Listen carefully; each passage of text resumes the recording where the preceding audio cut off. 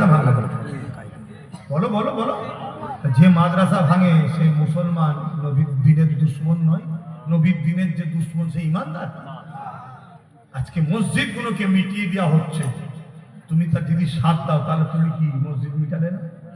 এগুলো মাথায় ঢোকান, এগুলো মাথায় ঢোকান।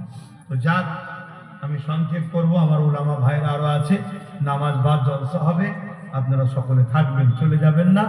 আমার এই ক্ষুদ্র কথাতে কেউ কষ্ট পেলেন, কেউ ব্যথা পেয়েছেন?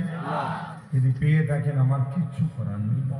আমি আমার বাপের জন্য কথা বলতে এসিনি, আমি আমার দাদুর জন্য কথা বলতে এসিনি, আমি না লালের দিনের জন্য কথা বলতে এসেছি, আল্লাহর দিনের স্বার্থে কথা বলতে এসেছি, এবং আপনাদের ঘরে বাঁচাবার চেষ্টাই কথা বলছি। লোক লালসা দিয়ে ইসলামের বিরুদ্ধে দাঁড় করিয়ে দিচ্ছে, আমার কমে হুঁশি নাই। মনে রাখবে, আল্লাহ আমাদেরকে, শুনতে খারাপ লাগতে পারে, আল্লাহ আমাদেরকে নুন বানিয়েছে। কি বানিয়েছে? আমরা বেশি ঘাটালেও বিপদ, বেশি নিলেও, তরকারিতে বেশি নুন দিলে কি হয়? বেশি ঘাটালেও আমাদের ঘরে বিপদ, আর আমরা ছাড়াও নুন না দিলে। কিন্তু আমি নুন থেকে তেজপাতা হওয়ার স্বপ্ন আমার জাত করছে, তেজপাতা হতে চাইছি। তেজপাতা হলে কি করবে? তেজপাতা হয়েও না, নুন হয়, তেজপাতা হয়েও না। বুঝে আসছে?